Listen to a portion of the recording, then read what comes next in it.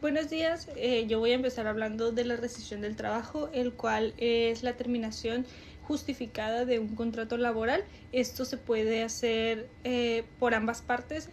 tanto el trabajador como el empleador puede ejercer esta acción y tienen 30 días hábiles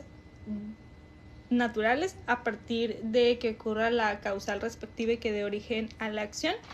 Y cuando se hace por parte del empleador, este debe de dar aviso al trabajador personalmente, y este aviso de rescisión debe contener lugar y fecha del despido, nombre del trabajador, narración de la conducta del trabajador, o sea, el por qué o qué hacía el trabajador para que justificadamente lo esté pues despidiendo, el uso de la palabra del trabajador para exponer sus razones, los fundamentos legales y la firma y nombre del patrón. El aviso también debe de contener las actas circunstanciales del origen del despido, es decir, por ejemplo, si el trabajador llegaba tarde todos los días, poner esas actas de que llegó tarde todos los días, o es como un archivo de las conductas del trabajador. Y el finiquito, que el finiquito contiene el aguinaldo, la prima vacacional, las vacaciones si no se pagaron, y también se tiene que poner pues el comprobante de que sí se pagaron, si en ese caso pues sí se pagaron, y la prima de antigüedad si le corresponde. También la prescripción para ejercer las acciones derivadas del despido no van a empezar a correr sino hasta que el trabajador reciba pues el aviso personalmente. Si el trabajador no recibe este aviso personalmente, pues se toma como que la separación del trabajo pues fue injustificada y como nula. O sea, se tiene que notificar para que sea justificado el despido. En dado caso de que el trabajador se niegue a recibir la notificación o el escrito, mejor dicho, el empleador puede empezar por vía paraprocesal un escrito donde se tiene que adjuntar pues el aviso de rescisión y el acta administrativa donde dice que el trabajador no quiso recibir el aviso de rescisión, y también se incluye el finiquito. Esto se solicita en el juzgado laboral. Y si el patrón termina la relación laboral sin causa legal válida, es un despido injustificado y hay ciertas indemnizaciones que se le ponen pues al patrón para compensar al trabajador, y esta pueden ser 3 meses de salario. Si se va a juicio se pagan los salarios caídos, máximo hasta 1 año, y si el juicio pasa de 1 año se pagan 15 meses de salario sobre el 2% de interés. También puede haber que el trabajador decida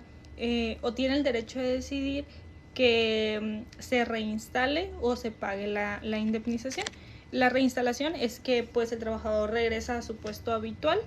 y también hay ciertas excepciones de la reinstalación. Esto es, por ejemplo, cuando el trabajador tenga menos de 1 año trabajando, cuando la Junta de Conciliación determine que, por ejemplo, el trabajador y el patrón no pueden no pueden trabajar ya por causas, no sé, de violencia o algo así, entonces pues no pueden regresar a una relación de trabajo pues normal. También cuando son servicios domésticos, o en casos de trabajadores eventuales, y si hipotéticamente no pudiera reinstalarse al trabajador por alguna de estas excepciones, entonces se tiene que pagar la indemnización, y se paga, si por ejemplo trabajó menos de 1 año, se paga la mitad del tiempo trabajado. Si se trabajó más de 1 año, se pagan 6 meses de salario por el primer año, y 20 días por cada uno de los siguientes. Y si por ejemplo se trabajó un tiempo indeterminado, se pagan 20 días de salario por cada año trabajado. Y si el trabajador decide que el pago de indemnización en vez de reinstalación, se pagan 3 meses de salario más los salarios vencidos o caídos, como les dicen. Luego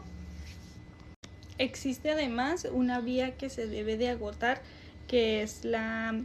vía antes de que pase a lo judicial, o es decir, que se lleve a cabo un laudo. Esta etapa se llama conciliación prejudicial y antes de pasar a la vía judicial pues se tienen que dar una constancia donde se acredita que se agotó primero esta etapa de conciliación y es expedida por el mismo centro de conciliación laboral, y esto viene en el artículo 684 de la ley laboral. Además de esto, hay dos tipos de prueba: la prueba pública y la prueba privada. La prueba pública es, por ejemplo, cuando una notificación se hace a través de un actuario, es decir, por ejemplo, cuando algún tribunal laboral pues te notifica, es una prueba pública que no necesita tanta validez porque ya la tiene por el simple hecho de ser una prueba pública. Y las pruebas privadas son como, por ejemplo, la notificación que da el empleador al trabajador cuando se despide. Eso es una prueba privada porque sí se necesita pues constar de que realmente el empleador, por ejemplo, notificó personalmente al trabajador. Además de lo que lleva incluido el finiquito, viene la prima de antigüedad, que la prima de antigüedad solo se da si el trabajador ha trabajado más de 15 años en el mismo sitio. Este importe son 12 días de salario por cada año trabajado, pero por ejemplo si el trabajador gana más del doble de salarios mínimos, entonces se paga esa cantidad. Por ejemplo, si el trabajador gana 700 pesos, el tope del salario mínimo actual son 257.60 pesos, entonces se tomaría 557.60 en vez de 700 pesos como tope para poder calcular lo que se le debe de pagar. Y esto se hizo principalmente para que las empresas pues no tuvieran que pagar cantidades de dinero exageradas a los empleados, y por eso se pone como este tope de 2 salarios mínimos máximo para poder calcularlo. También algo importante de mencionar es que en el artículo 48 de la Ley Federal de Trabajo, pues el trabajador puede solicitar, como mencioné, ante el tribunal se le reinstale o se le pague la indemnización, y esto sucede porque la ley laboral pues busca proteger al trabajador del despido injustificado, y también porque así se evita que abusen de los trabajadores. Si se pide la reinstalación, no se le puede pagar la indemnización, y si él pide la indemnización, se tiene o sea, ya no puede seguir trabajando en el mismo lugar. Esto pues garantiza que el trabajador tenga derecho a defenderse y es compensado si la rescisión fue injusta o injustificada pues por el empleado. También recuerdo en una de las conferencias que fueron sobre los DESCA, que son los derechos económicos, sociales, culturales y ambientales, y también que pues existe una responsabilidad que tienen los tribunales de responderte si tú exiges alguno de estos derechos. Uno de estos derechos, por ejemplo, puede ser la salud, la vivienda, el trabajo, para darle pues dignidad a las personas y que puedan ser tratadas todas de una forma digna para que tengan las mismas oportunidades.